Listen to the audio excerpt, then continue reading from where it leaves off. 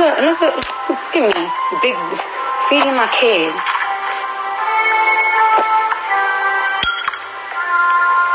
My baby. Big girl.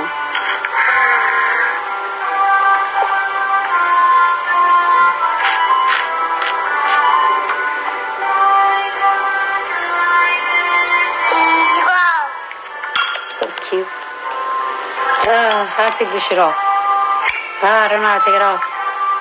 Now I gotta take it off, so let me put something else. Let me put something else. What's funny?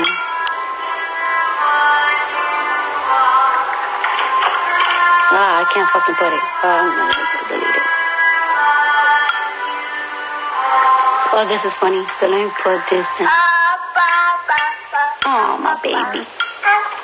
So it's like, that's the shit I hate. Like, it's like, don't bring my kid up. And actually I even hit up this YouTuber. Like, it's like, yo, what's the issue with you?